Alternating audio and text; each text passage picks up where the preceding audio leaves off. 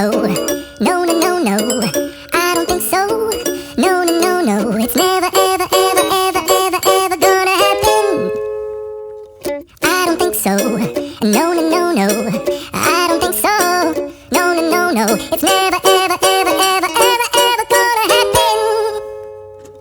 I don't think so. No, no, no, no. Maybe someday you'll have it your way. Maybe someday. Two of these boys and girls will spend some part of their lives in a mental institution. My job is to try to keep the people around here healthy, and most of them are. Of course, nobody's health is ever perfect. Jim Anderson has a bad ear. That doesn't keep him from playing on the football team. County champions last year, too. Frank White is nearsighted, but his glasses take care of that. Dorothy Westerly has a tooth that needs fixing, but she's in good health, I'd say. Mighty good health. They've all learned habits of good living that have helped them stay physically healthy. Habits of cleanliness, good diet, exercise, and rest. But there's another side to good health, and that's good mental health. Comes naturally to most people. Parents who are mentally healthy bring up their children to be mentally healthy, too. Take Tommy Clark there. He learned the first rule for good mental health a long time ago, about not bottling up his emotions. Now, when he works up a head of steam, he puts it to work in a useful way, instead of holding it inside.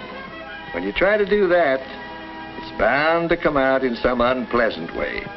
Tommy learned that some years back, just after his younger brother was born. Come on, Jimmy. Have some. Come on.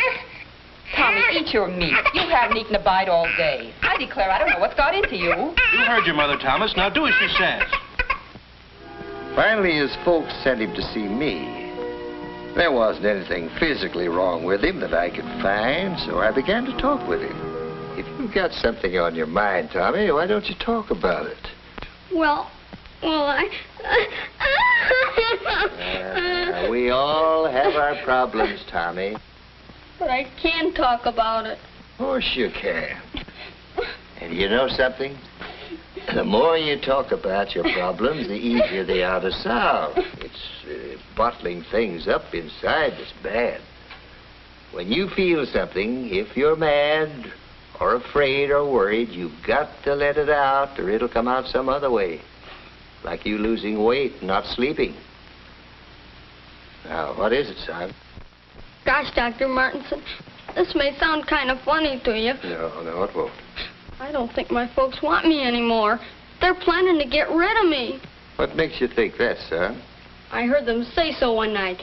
They thought I was asleep. Ever since Jimmy was born, they... Well, it wasn't easy to prove to Tommy that he was wrong. As in so many cases like this, his parents were partly to blame. The new baby was taking more of their attention than they realized. I got a chance to talk to Tommy's mother about it, and it turned out that they'd been talking about sending Tommy to camp for the summer, and he misunderstood them. Well, we finally got it straightened out. But it taught Tommy a lesson that many people don't learn so quickly, about not bottling up his emotion.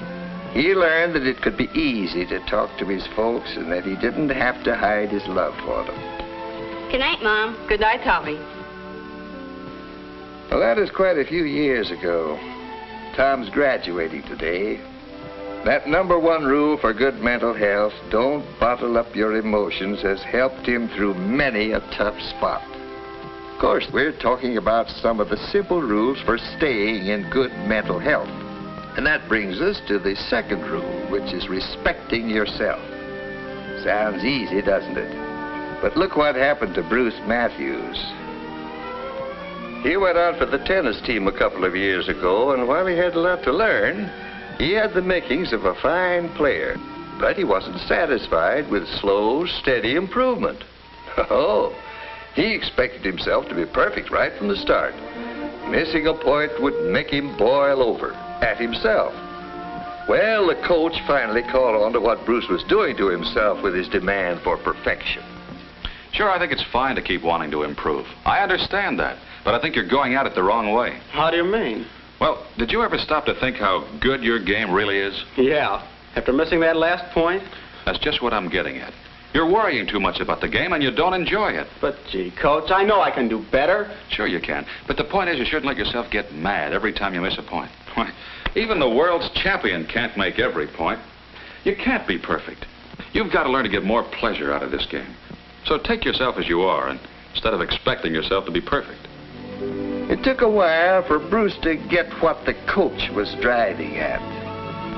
But little by little, without letting up one bit on trying to improve his game, he learned to enjoy his skill rather than fret over his occasional misses. Yes, he's learning that second important habit for keeping in good health. Good mental health, I mean. The habit of feeling right about himself. Along with that goes a third important habit. Feeling right about other people, too. That means getting along with others, having fun with them, being part of the group. There's no room for bashfulness in good mental health. To look at Otto Markel there, you'd never guessed what he was like a year ago. For some reason or other, he was convinced that people just didn't like him much. He never tried to make friends or to be one of the bunch. It was Miss Reinert who came to Otto's rescue. I think you'd enjoy getting into one of the school clubs. I don't know. I really don't have any time. I hear they're planning to organize a camera club. You could help with that. I'm not very good with my camera. I don't think they'd want me in the club. Of course they would. The more the better when you're organizing a club. Gosh, Miss Reinert. You're certainly doing well in chemistry, and that's important in photography. I don't know. Chemistry's different from photography. I think you'll find they'd welcome a good chemist like you in the camera club. But you'll have to do one thing. What's that? Offer to help. Do all you can to help get the club organized. Get some other students to join. Oh, I couldn't do that. Of course you can. And you'll find that they'll like you as much as you like them. I knew about Otto's problem because his parents had come to see me about the same thing. Of course, they had to share the responsibility for Otto's bashfulness. What do you mean, George? I don't quite get what you're driving at. No? Well, I'll tell you, Art. I've been watching you with that kid a long time. You're demanding too much from him. Nobody can be perfect, so don't ride him so hard. When he does something you don't like, remember he's a person in his own right. His way may be just as good as your way. I do think you've been hard on him at times, Arthur. Oh, but he doesn't toe the line the way he should. He has advantages I never had when I was a boy. He has an opportunity to amount to something. But let him do it his own way. You've got him feeling now he isn't as good as the next fella. That's why he hesitates to make friends. In Otto's case, as in many others I've known, talking with the parents was important in helping to get things straightened out. He's learning the third basic rule for good mental health. Feeling right about other people. That means that in any normal group of people, there is a feeling of give and take. There's an interest in the group as a whole. There's no distrust or dislike of others just because they happen to be different. Well, there's one more rule for good mental health. And I see that Nancy's finally learned it well enough to get her diploma. That's the habit of doing something about a problem as soon as it comes up. Class dismissed. Gosh, what I don't know about the Civil War period. I haven't cracked a page in 2 weeks. I'm going to have to dig into this one, too. Come on over to my house tonight. Let's study it together. Oh, I just dread getting into it. Let's put it off till tomorrow. Well, all right. Tomorrow never came for Nancy. That quiz day found her completely unprepared. But Barbara had faced up to that quiz the day it was announced. Oh, Jay, I've been so worried about this exam, I just can't sleep. Oh, I hope I pass. There's no point in worrying about it now. Nancy not only had double trouble with that quiz, she had triple trouble, before, during, and after. If she'd got busy just as soon as it was announced, instead of just worrying about it, it would have been a lot easier for her. Yes, the people around here are learning some of the basic rules for staying in good mental health. First rule is, don't bottle up your emotions like love, fear, anger. Express them naturally. Of course, emotions like anger have to be expressed with consideration for others. Above all, don't carry a grudge. Get it off your chest.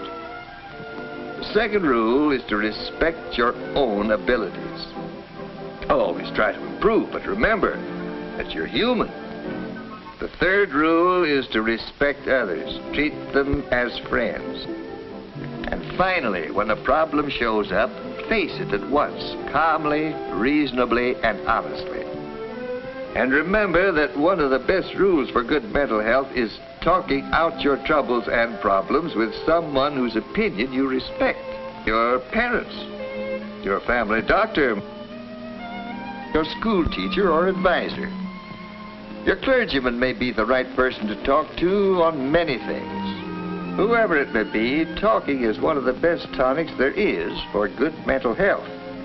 Another good tonic is an interesting hobby.